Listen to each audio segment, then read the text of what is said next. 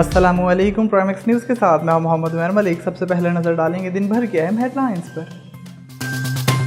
वज़ीर आज़म शहबाज शरीफ पार्टी कायद नवाज शरीफ की तलबी पर लंदन पहुंच गए। शहबाज शरीफ और पार्टी के दीगर सीनियर अरकान हंगामी इजलास में शिरकत करेंगे। वज़ीर आज़म शहबाज शरीफ ब्रिटिश एयरवेज की परवाज़ BA2260 से लंदन पहुंचे। साबिक वज़ीर दाखिला शेख रशीद ने ओवरसीज पाकिस्तानियों को वोटिंग से रोकने पर सुप्रीम कोर्ट जाने का ऐलान कर दिया और कहा, वोट का हक दिलवा कर रहूंगा। वज़ीर दाखिला शेख रशीद ने ओवरसीज पाकिस्तानियों को वोट के हक के खिलाफ बिल पर रद्द अमल देते हुए कहा कि 1 करोड़ ओवरसीज पाकिस्तानियों के पैसों से मुल्क चल रहा है। ओवरसीज पाकिस्तानियों को वोटिंग से रोका गया तो सुप्रीम कोर्ट जाऊंगा और इन्हें वोट का हक दिलवा कर रहूंगा। सऊदी अरब के दारुल हुकूमत रियाद में बैनुल अक़वामी तालीमी कॉन्फ्रेंस में पाकिस्तान के वफाकी वज़ीर तालीम राना तनवीर हुसैन की शिरकत और मुस्लिम लीग नून के काबरीन से मुलाकात, जिसमें पाकिस्तानी स्कूलों के मसाइल के हवाले से ब्रीफिंग दी गई। कॉन्फ्रेंस में 110 मुकामी और 152 बैनुल अक़वामी इदारों ने शिरकत की।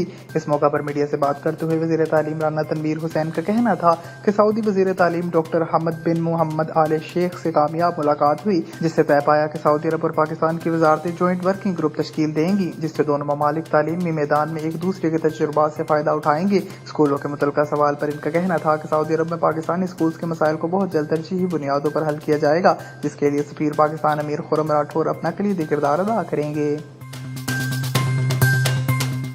मरकजी सदर मुस्लिम स्टेट तहरीक मोहम्मद व chief coordinator Pakistan Cheema Ittehad International Forum Usama Asghar Cheema ने गुज़िश्ता रोज़ एक मुकामी सेमिनार में इज़हार ख्याल करते हुए कहा है कि पाकिस्तान की सलामती का तहफ़्फ़ुज़ हमारे ईमान का हिस्सा है। मुस्लिम उम्मा के मसाइल और मुश्किलात से निजात का वाहिद हल कुरान मजीद के निज़ाम और पैगाम पर अमल करने में है। क़िबला अव्वल और मकबूजा कश्मीर की आज़ादी के लिए मुस्लिम उम्मा को मुत्तहिद होकर आवाज़ बुलंद करनी चाहिए।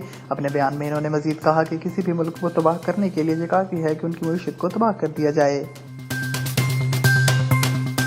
वज़ीर दिफा ख्वाजा आसिफ ने कहा है कि हो सकता है नए आर्मी चीफ की तैनाती से कबल ही इंतखाबात करा दिए जाएं। नवंबर से पहले निगरान हुकूमत तश्कील पाने के भी इम्कानात मौजूद हैं। बरतानवी नशरियाती इदारे को इंटरव्यू देते हुए वफाकी वज़ीर ख्वाजा आसिफ का कहना था कि आर्मी चीफ कह चुके हैं कि इन्हें मुद्दत मुलाजमत में तोसी नहीं चाहिए। अगर लेफ्टिनेंट जनरल फैज हमीद का नाम सीनियरिटी लिस्ट में हुआ तो बिल्कुल गौर किया जाएगा। इन सब नामों पर गौर होगा जो कि इस फहरिस्त में मौजूद होंगे।